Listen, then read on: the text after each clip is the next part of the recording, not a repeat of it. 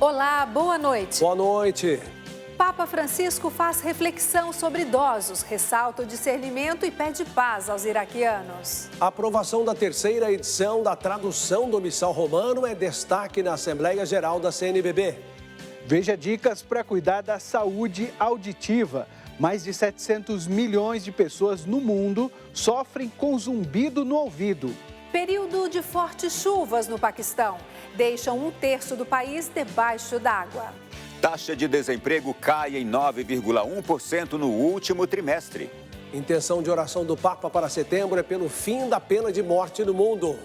E no mês das vocações, a história de uma família que educa o filho na fé e no amor a Deus. O Canção Nova Notícias está começando.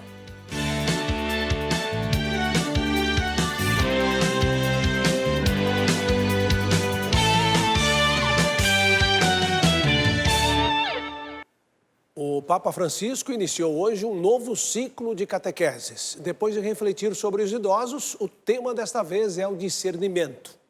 Ao final do discurso, o Santo Padre pediu paz ao povo iraquiano. O pontífice disse que acompanha com preocupação os violentos acontecimentos ocorridos em Bagdá nos últimos dias. Peçamos a Deus em oração que dê a paz ao povo iraquiano. Francisco recordou que em sua visita à região no ano passado, sentiu de perto o desejo de normalidade e convivência pacífica entre as diferentes comunidades religiosas. Para ele, o diálogo e a fraternidade são a maneira de enfrentar as dificuldades atuais e alcançar este objetivo. Quanto ao discernimento, tema de suas próximas catequeses, explicou que é um ato importante que se refere a todos, já que as escolhas são parte essencial da vida. O Papa destacou que o discernimento exige esforço. Na Bíblia, não encontramos diante de nós já embalada a vida que devemos viver. Deus nos convida a avaliar e a escolher. Ele nos criou livres e quer que exerçamos a nossa liberdade. Por isso, discernir é difícil, afirmou. Francisco apresentou o discernimento como um exercício de inteligência, já que é preciso reconhecer o momento favorável e as condições para fazer uma boa escolha. Fez ainda um alerta de que, no juízo final, Deus fará um discernimento em relação a nós. No juízo final, Deus operará um discernimento, o grande discernimento, nos nossos confrontos. Outro ponto refletido é que nem todos estão imunes de errar nas escolhas. O Papa explicou que é comum escolher algo que parecia bom e não era, ou saber qual era o nosso verdadeiro bem e não escolhê-lo.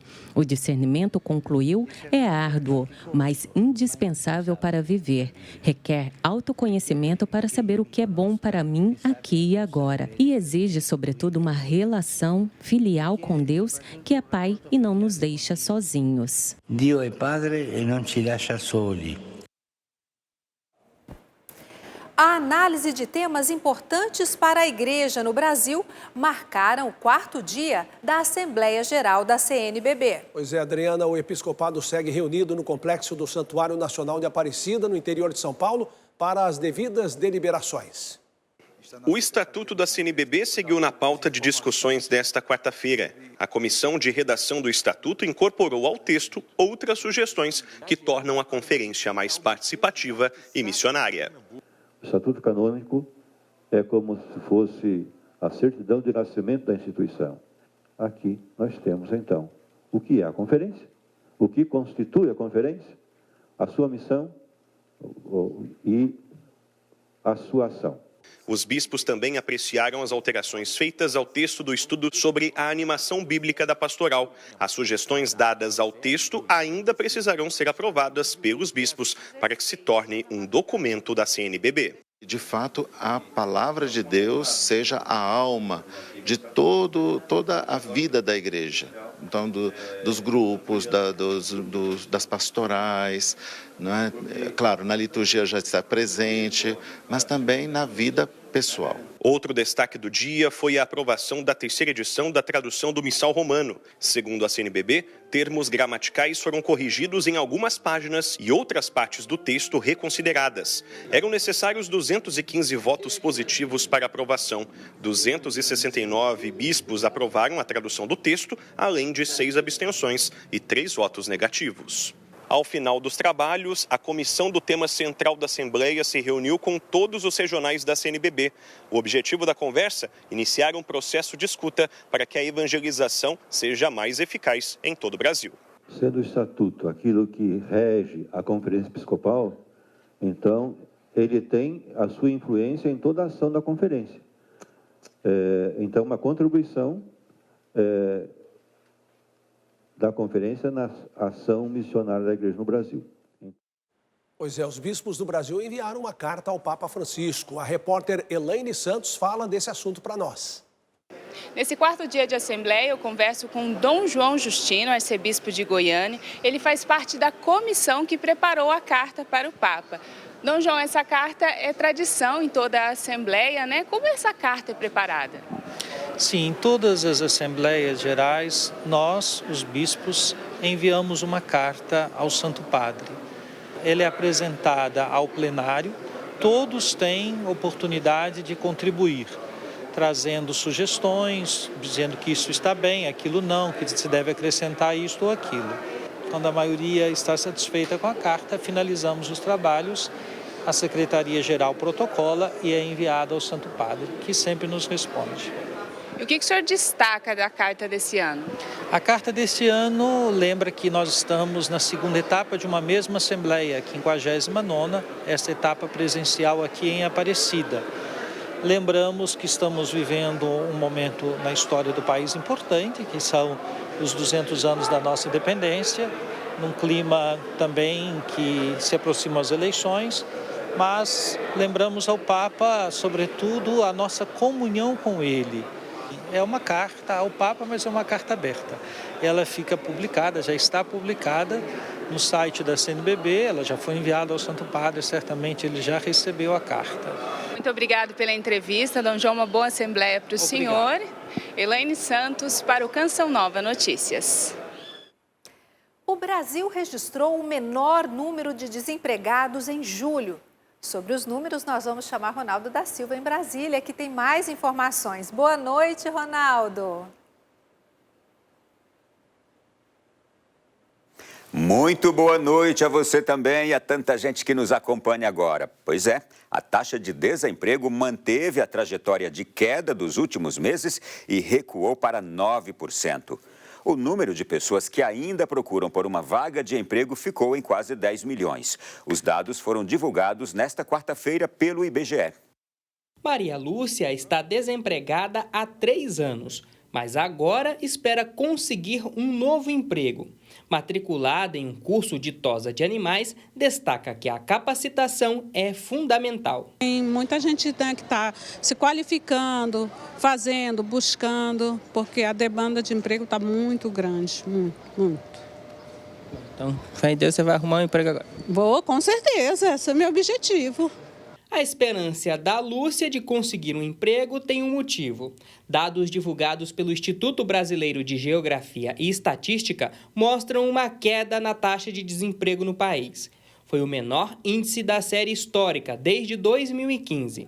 O recuo foi de 9,1%. O desemprego ainda atinge 9.900.000 brasileiros. Os dados mostram que o setor de comércio não ficou parado. Foi o que mais se destacou na criação de novos postos de trabalho. Foram 692 mil pessoas contratadas no último trimestre. O setor da administração pública ficou em segundo lugar, com a contratação de 648 mil pessoas. Nos últimos 2 anos, o Brasil criou 5.500.000 novos postos de trabalho, de acordo com dados do CAGED, o Cadastro Geral de Empregados e Desempregados. A quantidade de pessoas ocupadas bateu o recorde de quase 100 milhões. A de trabalhadores subutilizados caiu para 24 milhões. o número de trabalhadores fora do mercado caiu para quase 65 milhões. Os que desistiram de procurar um emprego são 4 milhões e a taxa de informalidade ficou em quase 40%. E o Senado Federal aprovou uma medida que permite o uso do Fundo Habitacional em financiamentos do programa Casa Verde e Amarela. O texto segue agora para a sanção presidencial. A mudança deve possibilitar novos financiamentos imobiliários para famílias de baixa renda. Hoje, o fundo já cobra o pagamento das prestações do imóvel em caso de desemprego para a pessoa que recebe o empréstimo e tem renda mensal familiar de até R$ 5.000. A matéria aprovada prevê a cobertura do Fundo Garantidor de Habitação Popular a imóveis usados ou já existentes. Além disso, os parlamentares incluíram um dispositivo que permite tratamento especial a microempreendedores individuais e microempresas.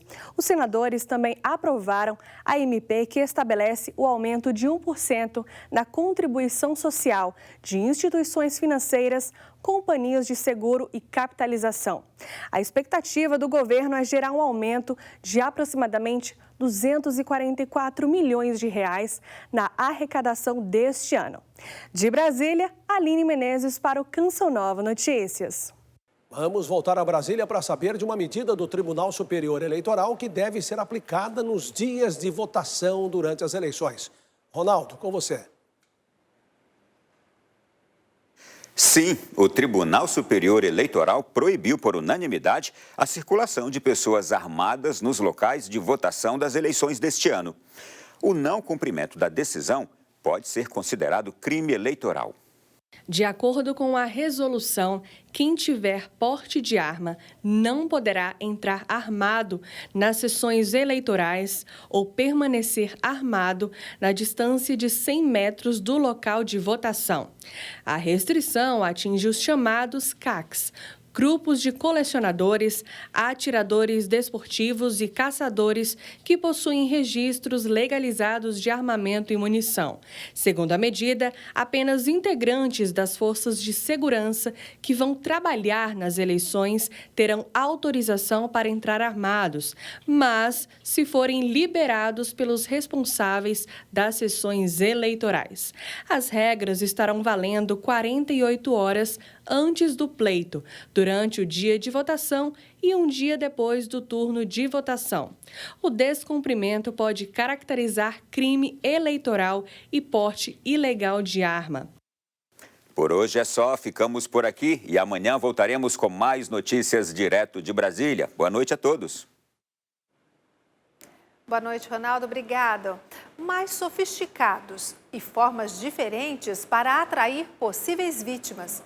O número de golpes financeiros na internet nos 7 primeiros meses de 2022 praticamente dobrou em relação ao mesmo período do ano passado. De janeiro a julho, foram mais de 5 milhões de tentativas de crimes contra 2,5 milhões de registros no ano passado, um aumento de 97%. Só no mês passado, foram 1.300.000 investidas dos golpistas. Supostas empresas oferecem supostos empregos por meio período com valores altíssimos. Algumas empresas que entram em contato com as pessoas oferecendo e buscando dados para fundo de garantia por tempo de serviço, buscando dados de FGTS. O famoso Pix, onde algumas pessoas invadem os comunicadores de mensagem e pedem o Pix se passando por fraude, fazendo fraude, se passando por outra pessoa e pedindo Pix para familiares e amigos. E também promoção e sorteio. O conhecido golpe aplicado pelas empresas fake cresceu 41% somente este ano. O Cleison foi uma das inúmeras vítimas e o sonho da cadeira gamer virou caso na justiça. Quando que você percebeu que estava sendo vítima de um golpe?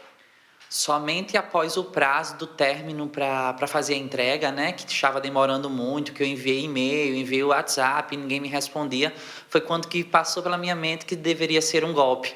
Aí daí eu fui procurar os direitos, fui para achar o boletim de ocorrência e nada se resolvia. São muitos os tipos de crimes digitais e proteger-se de todos eles exige atenção constante. O conselho é desconfiar de preços muito baixos, verificar a segurança do site e a data de entrega, compartilhar o mínimo possível de informações pessoais e, ao efetuar a compra, uma dica simples. Sempre que possível, gere um cartão virtual para fazer essa compra. Então você deixa de usar o seu físico e gera um virtual, faz aquela compra e depois apaga aquele cartão. A cadeira, ao menos por enquanto, continuará sendo essa daí, nada confortável para quem precisa estudar. Já para as futuras compras, a experiência negativa servirá de aprendizado. Entender um pouco mais, pesquisar melhor o CNPJ, os códigos das empresas, para ver se a gente chega a não mais cair em um golpe como esse.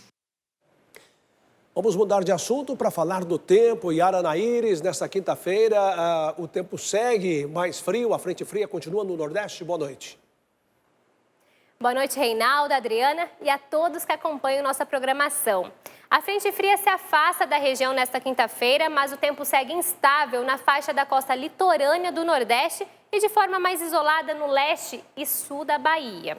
No interior, o tempo firme e seco prevalece, com calor de 36 graus em Teresina.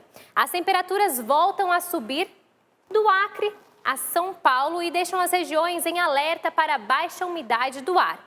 O nível ideal para a saúde fica entre os 40% e 70%, de acordo com a Organização Mundial da Saúde. O Centro-Oeste marca os piores índices, abaixo dos 15% por todo o território, o que favorece as ondas de queimadas.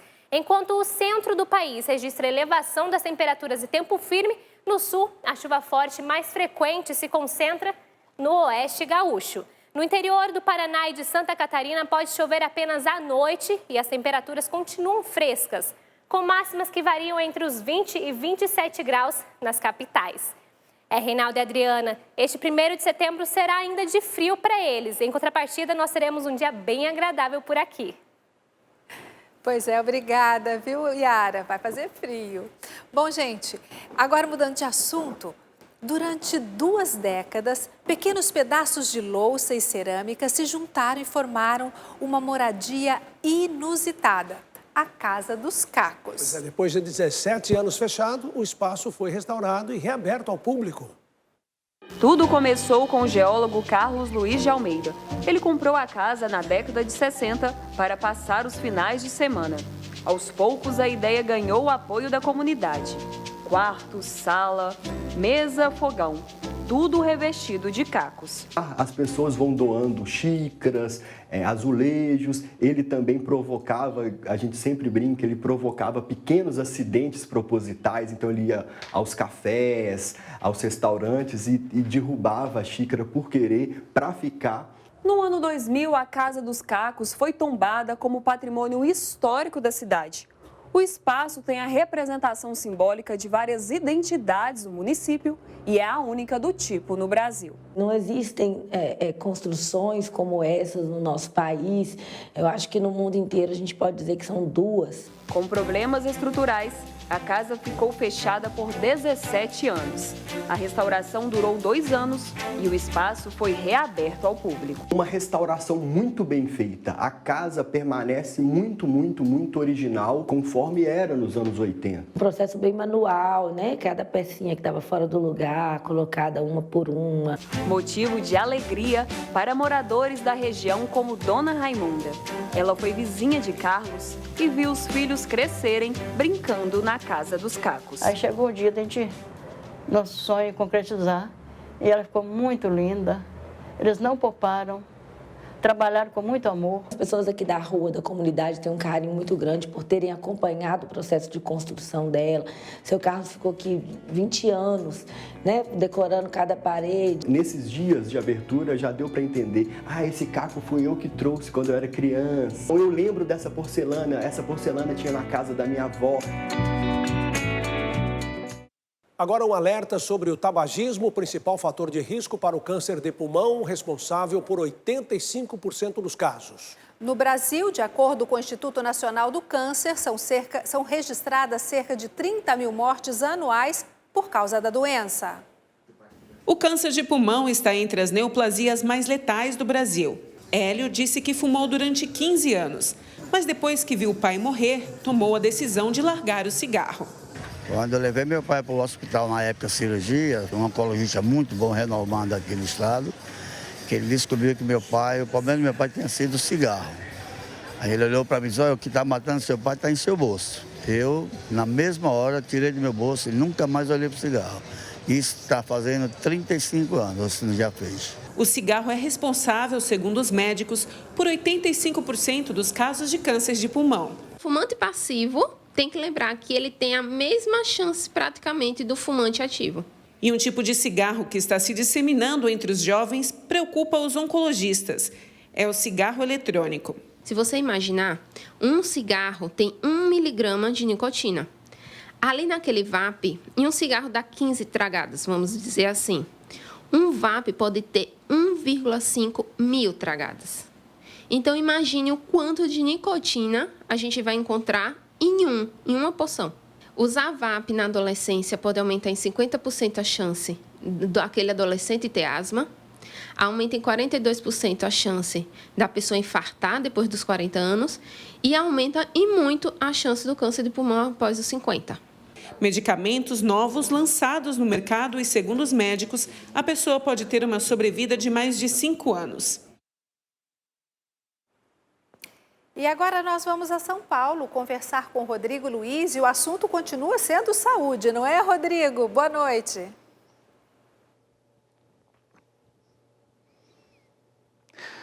Isso mesmo. Afinal, a capital paulista é um dos principais polos de saúde da América Latina. Boa noite a você e a todos sintonizados agora na Canção Nova.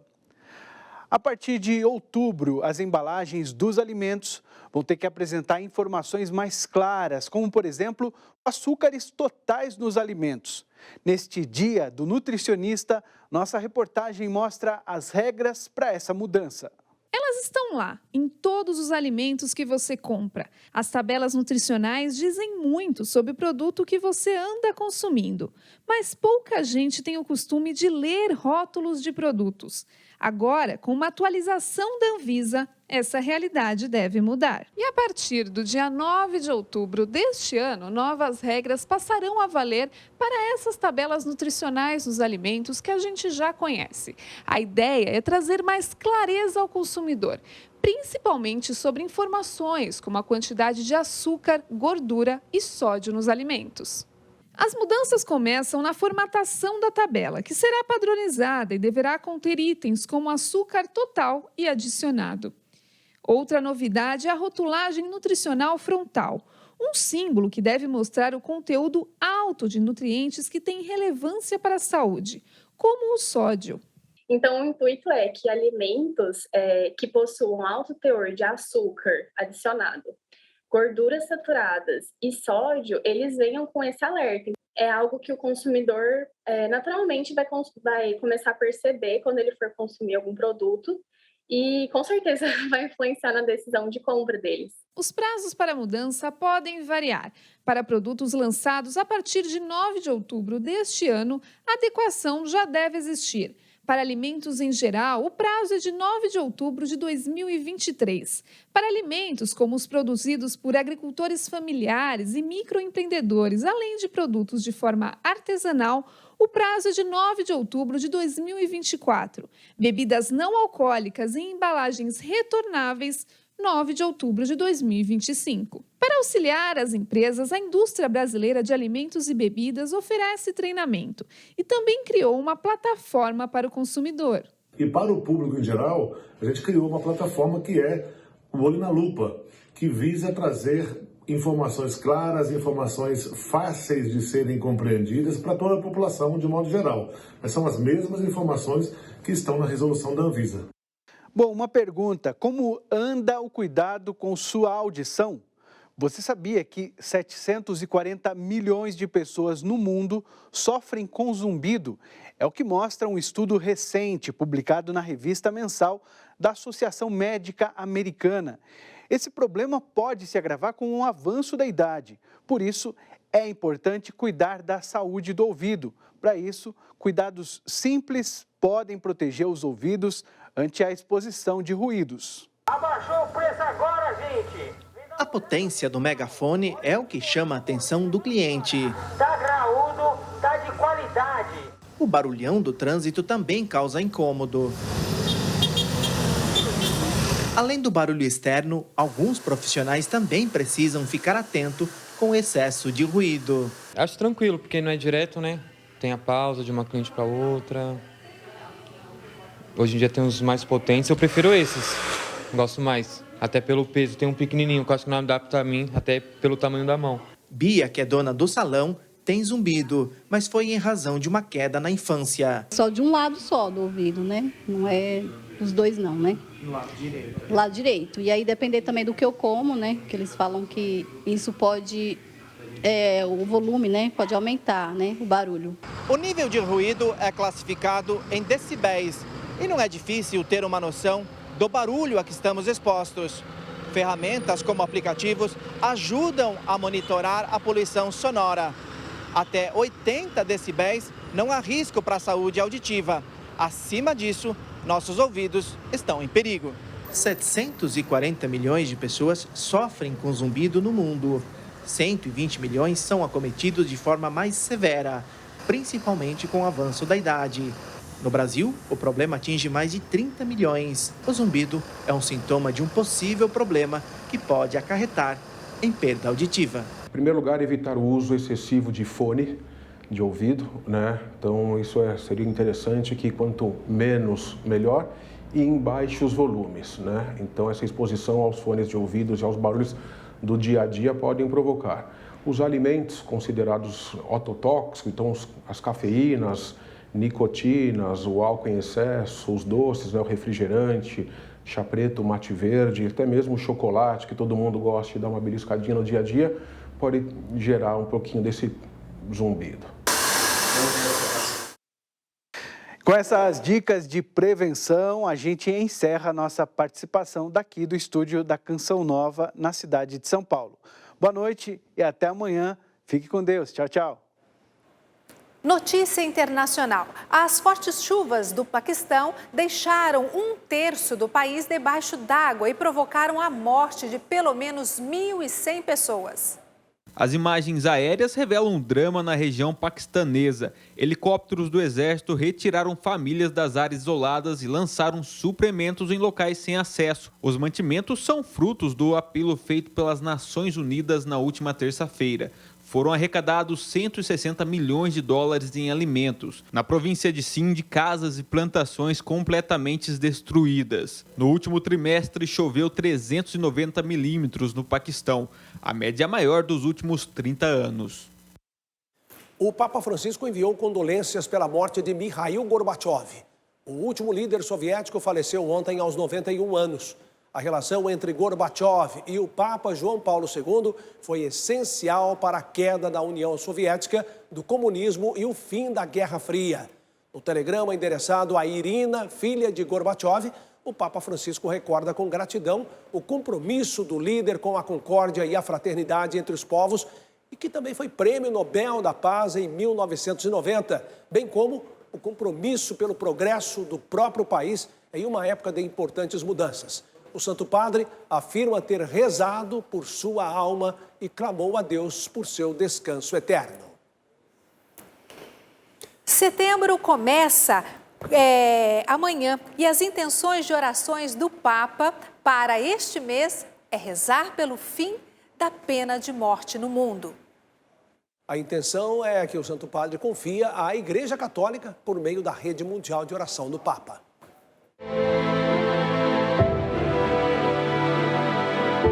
Cada día crece más en todo el mundo el no a la pena de muerte. Para la Iglesia esto es un signo de esperanza. Desde un punto de vista jurídico no es necesaria. La sociedad puede reprimir eficazmente el crimen sin quitar definitivamente a quien lo cometió la posibilidad de redimirse. Siempre, en toda condena, debe haber una ventana de esperanza. La pena capital no ofrece justicia a la víctima, sino que fomenta la venganza y evita toda posibilidad de deshacer un posible error judicial. Por otro lado, moralmente la pena de muerte es inadecuada. destruye el don más importante que hemos recibido, la vida.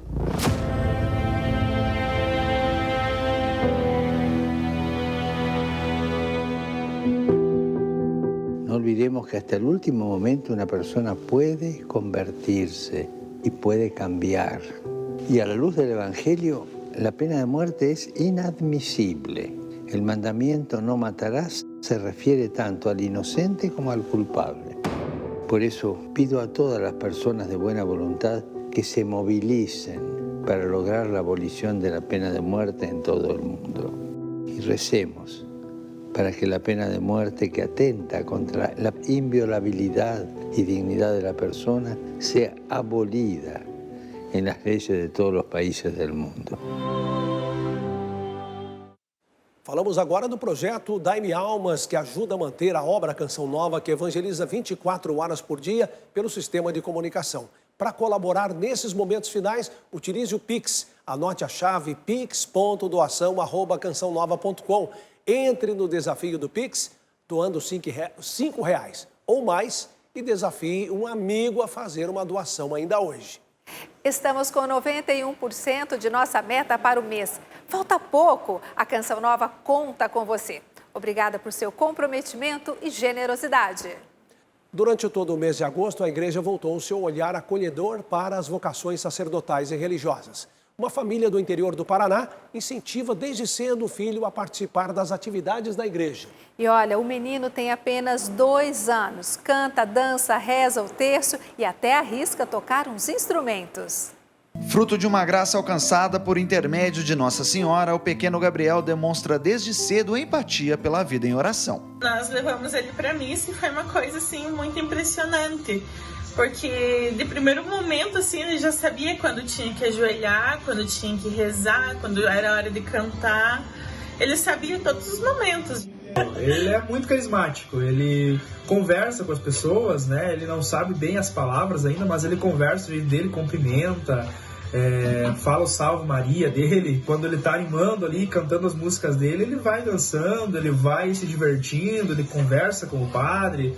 A vida familiar representa um chamado de Deus. Proporcionar um ambiente de religiosidade é despertar para a formação do caráter humano, vocação e uma vida em oração, valores essenciais para a formação de uma sociedade. A vocação se desperta assim, com a vivência na comunidade, na igreja, na palavra de Deus, trazendo a igreja para dentro do lar, mas também levando o lar para dentro da igreja e da comunidade. É na família que surgem todas as outras vocações. A criança, mesmo com a fala ainda em desenvolvimento, surpreendeu aos pais, escolhendo um tema diferente para o seu aniversário.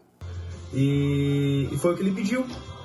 E a gente conseguiu ali, com a ajuda da Maria Mãe, como diz, realizar esse sonho dele, né? Que era ter esse aniversário com esse tema. Na simplicidade e amor de uma criança que os desígnios de Deus ganham forma e revigoram. Incentivar o amor ao próximo, adorar, celebrar, atos que unem a família e tornam o pequeno José Gabriel um evangelizador da palavra. Tudo pode, é sol fulgurante na serra. Canção Nova Notícias fica por aqui. Assista as reportagens que você acompanhou neste telejornal. Elas já estão disponíveis na internet. Noticias.cançãonova.com. E devido à propaganda eleitoral obrigatória, a Santa Missa do Clube da Evangelização mudou de horário.